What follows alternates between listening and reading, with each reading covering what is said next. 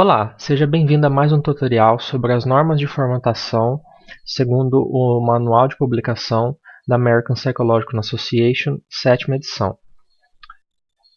A partir desse vídeo, eu vou utilizar esse arquivo aqui, modelo manuscrito da APA, em que eu vou apresentar diferentes elementos que compõem a mecânica do estilo da APA 7ª edição. Vou tentar fazer vídeos mais curtos, mais concisos, divididos em tópicos diferentes, tá? E aí eu vou falar sobre a capa, sobre a formatação, sobre as características que compõem o manual da APA, ok? Nesse vídeo especificamente eu quero falar sobre a formatação geral, então eu vou falar sobre a fonte, o tipo do papel, as margens e o espaçamento, tá? Trazendo os destaques sobre esse conteúdo. Se porventura eu for comunicado ao longo dos próximos vídeos que eu cometi algum erro na hora de explicar algum elemento, eu vou deixar na descrição do vídeo a minha errata do vídeo ou faço um vídeo só fazendo essas correções. Bom, então vamos ao conteúdo propriamente dito.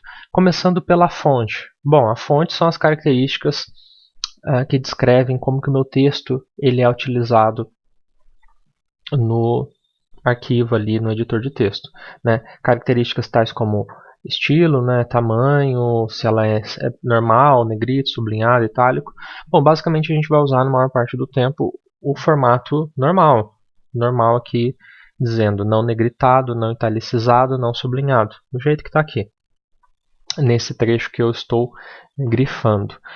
E a 7ª edição do manual ela permite a utilização de alguns tipos de fonte, fazendo a ressalva óbvia de que a fonte que você escolher para a redação do seu texto deve ser utilizada de maneira consistente ao longo do texto. Então não comece com a capa com uma fonte, depois passe para outra, porque isso não é aceitável.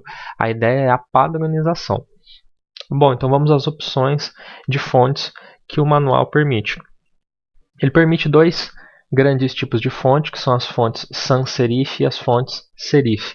Bom, basicamente a diferença desses tipos de fontes, que são chamadas de sans serif, é que as fontes sans serif, eu vou dar um zoom aqui, elas não têm o que eu vou chamar aqui de frescurinhas na letra, né? O M, o A, não tem frescurinhas ao longo das letras aqui, enquanto que nas fontes serif você já tem uma frescurinha aqui que é deixa eu ver se eu consigo mostrar aqui na fonte Georgia. Ó, tem um tracinho a mais aqui que é desnecessário, aqui no N. No Times New Roman também o Tzinho faz uma curvinha. Essa é a grande diferenciação entre as fontes sans serif e serif. Então as fontes que são permitidas pela APA são a calibre tamanho 11. Eu deixei aqui um exemplo de uma frase, né, escrita nessa fonte. Arial 11 também. Tá aqui um estilo desse tipo. Lucida Sans Unicode 10, e tem um exemplo aqui. Particularmente, eu sei que o conteúdo desse vídeo não é sobre apresentações em PowerPoint, mas particularmente para apresentações no PowerPoint, eu sugeriria, e isso não é normas da APA, mas eu sugeriria a utilização de fontes sans serif, inclusive porque há princípios perceptuais e cognitivos que sugerem que essas fontes são de mais fácil compreensão, porque elas são mais simples, né? Tem até um livro do Stephen Kosslyn, da Universidade de Harvard, sobre apresentações claras e concisas no PowerPoint, que ele sugere a utilização de fontes sans serif. Vou deixar na descrição do vídeo o link para o livro dele, embora não seja relacionado à aula. Mas no texto do manual da APA, dos meus textos, quando eu utilizo o manual da APA, basicamente eu utilizo o Times New Roman porque foi a fonte que me foi apresentada. Inicialmente eu acabo utilizando de maneira consistente Times New Roman, então vocês vão me ver a maior parte do tempo utilizando essa fonte mesmo, que é a fonte que eu utilizo para escrever o meu roteirinho e os meus textos. Então aqui é o exemplo dessa fonte Times New Roman 12. Bom, eu tenho a Georgia tamanho 11, que ela é relativamente parecida, né? O tamanho dela é um pouquinho menor para se adequar às características da fonte. E tem essa Computer Modern 10, que eu confesso que eu não conheço essa fonte e ela não está aqui representada porque ela não existe no meu processador de texto, mas ela é uma fonte do LaTeX, que é uma ferramenta de gerenciamento de textos. Eu também confesso que eu não tenho familiaridade com LaTeX, mas muitas pessoas utilizam para automatizar a confecção das referências e do seu texto em contextos científicos. Então, uma possibilidade também, parece que, segundo o manual da sétima edição do manual da APA, essa é a fonte default do LaTeX. Tá? Então, é uma possibilidade também, embora ela não esteja aqui representada. Ok? Então, como muitas das regras, nós temos exceções, vamos às exceções agora. Bom, quais são elas? Em figuras, o manual recomenda que se utilize uma fonte sans serif, ou seja, então aqui não é facultativo se é sans serif ou serif, então teria que ser uma dessas fontes aqui, Calibre, Arial, Lucida, Sans, Unicode. E os tamanhos entre 8 e 10 e 14 pontos, aí vai depender daquilo que você está querendo transmitir de conteúdo para o seu leitor. Em códigos, né, tem artigos, principalmente na área de neurociências, na área de psicologia cognitiva, que é a que eu estou mais familiarizado. Eventualmente um autor vai apresentar código, né? Ou também na área de psicometria, de estatística, em psicologia, o código é apresentado para rodar alguma análise ou para fazer algum argumento ali. É apresentado como apêndice, geralmente. Então, por exemplo, códigos do R, do Python, do MATLAB, o manual recomenda utilizar Lucida Console 10 ou Courier New 10. Então deixei dois exemplos aqui, exemplos bobos, obviamente. Eu vou tirar aqui a minha marcação de mostrar tudo, mas eu escrevi um códigozinho aqui bem bobinho que calcula a tabuada, né? Até um determinado valor. Então esse código que está em Python, mas aqui seria como que eu apresentaria ele no apêndice. Então esse texto aqui especificamente ele apareceria ou nessa fonte aqui, Lucida Console 10, ou em Courier New, que seria essa fonte aqui, que já está pré-especificada. Tá? Que mais? Bom, em notas de rodapé na mesma página, use espaçamento simples, fonte tamanho 10. Então o que acontece?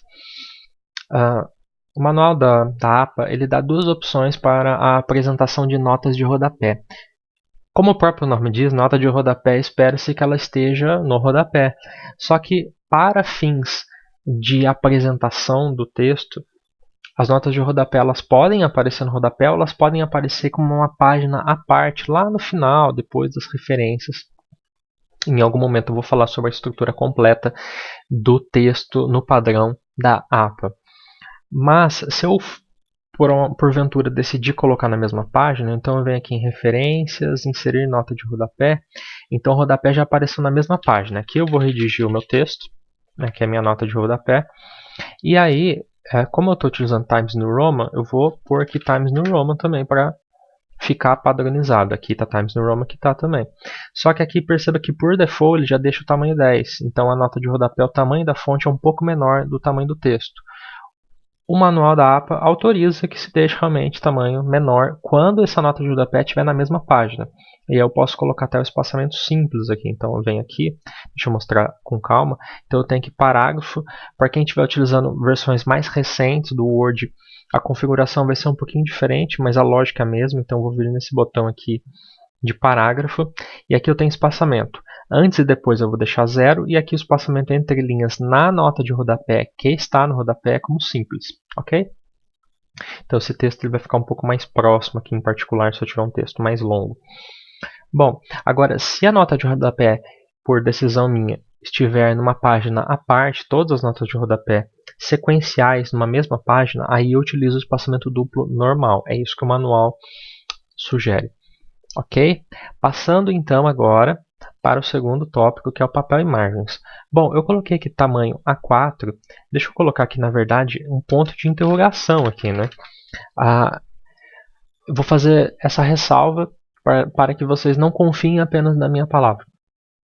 Na verdade, eu procurei no manual e eu não encontrei nenhuma referência ao tamanho do papel, né? Recentemente eu vi um vídeo de uma colega do YouTube, né, que está produzindo materiais aí também, e ela recomenda um outro tamanho de papel, que é o tamanho de carta, na verdade, né? Não sei exatamente qual que é o papel aqui. Não tenho a capacidade, a competência de dizer se ela está correta ou não, mas eu confesso que eu não encontrei nenhuma informação que dissesse o tamanho do papel nas normas da APA A4 ou formato de carta, que é diferença mínima para esse tamanho aqui, a diferença ao nível ali dos milímetros. Mas eu utilizo A4, mas eu vou deixar uma ressalva aqui com ponto de interrogação de que eu não vi no manual, o manual tem mais de 700 páginas, pelo menos a versão que eu tenho aqui, e eu não vi nenhuma referência ao tamanho do papel. Então eu utilizo A4, tá? Bom, o manual ele já é explícito em relação às margens. Então ele fala, no manual em inglês, ele fala margem de 1 in para todos os lados. E aí a gente fica bugado, basicamente, né? Porque que medida é essa? Essa in é a abreviação para essa palavra, que eu não sei como pronuncia, né? A gente coloca um pontinho para diferenciar do in, que é uma palavra também no inglês, mas é a abreviação para polegada. Então é 1 polegada para todos os lados. E a polegada ela é definida por 2,54 centímetros. Geralmente o Word, por default, ele deixa 2,5 centímetros. Então como que eu configuro isso?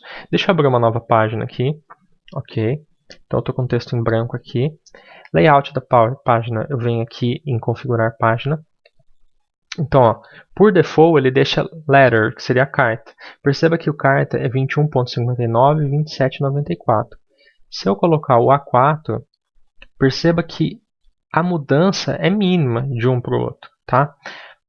Sinceramente, eu não vejo muita diferença. Deem uma olhadinha, procurem para ver se vocês encontram algo, qualquer coisa deixem um comentário aí. Eu particularmente não vi uma especificação de que o formato default seria o de carta, tá? Então eu vou deixar aqui o A4, mas fazendo essa ressalva. Agora margens, aí o manual é explícito, é 2,54. O meu já está deixando 2,54 por default. Se tiver em inglês ele vai aparecer uma outra unidade de medida, ele vai aparecer algo do tipo 1, e como se fosse duas aspas assim, ou 2 primes, que é o símbolo para representar que são as polegadas. Mas eu vou deixar 2,54 em superior, inferior, esquerda e direita. Ok? Aplicar o documento inteiro e beleza, meu texto já está configurado. Aqui nesse arquivo também do meu roteiro eu posso fazer essa configuração. Aqui em particular ele está errado, então eu vou pôr aqui mais uma casa decimal aqui para todos os lados e vou dar OK. Beleza, agora ele está configurado corretamente, segundo as normas. O meu modelo de manuscrito aqui, ele também está configurado para 2,54, então está tudo certo. Ok? Então, 2,54 corresponde a 1 polegada. Bom, dando sequência, o início dos parágrafos ele tem meia polegada, ou seja, meia polegada eu tenho que dividir 2,54 por 2, que vai dar exatamente 1,27 centímetros. O que eu estou chamando de início do parágrafo aqui? Quando eu vou escrever assim, olá pessoal. Então quando eu escrevo isso, eu dou um tab, né? E esse tabzinho aqui, ele puxa o meu texto. Deixa eu colocar aqui para aparecer tudo. Ele puxa o meu texto um pouco mais para a direita. E perceba que aqui em cima na minha régua, eu tenho exatamente qual é o ponto, qual é a distância aqui da origem que esse texto inicia. Então, como que eu arrumo isso? Uma das maneiras é eu dar um duplo clique aqui, tá? Quando eu dou um duplo clique aqui, isso é o equivalente a fazer o seguinte, deixa eu dar um cancelar aqui, a vir aqui em parágrafo. Ó, ele vem para o mesmo lugar, tá? Então são dois caminhos. Eu posso dar um duplo clique aqui nessa reguinha, nesse pontinho aqui que fixa onde que está o meu recuo, ou vir aqui em parágrafo, tá? Aqui ele me fala qual que é o recuo à direita que você quer. Na primeira linha eu quero que seja 1,27 centímetros, tá? Então não é 25, é 27. Vou dar um OK. Perceba que ele deslocou um pouquinho aqui para a direita, que agora o meu recuo está correto de 1,27. A diferença é mínima, praticamente imperceptível, mas é o que o manual coloca. Em particular aqui eu posso vir e arrumar também, porque esse parágrafo está errado. E agora o meu modelo está correto, tá? Eu posso ir arrumando aqui, ó. Aqui já estava correto, esse parágrafo estava errado. Bom, quando eu arrumo aqui essa linha, quando eu dar um Enter aqui, a próxima linha ela já vai estar correta. Essa é uma vantagem, ó. Então as demais linhas elas vão aparecendo corretas. Agora se eu vier escrever alguma coisa aqui embaixo, em outro ponto do texto, provavelmente ele vai ficar errado de novo, ele vai ficar em 25. Tá? Então aqui eu tenho que arrumar novamente. Então é importante ter esse pequeno cuidado aí na hora de revisar o seu texto. tá? Então, 1.27.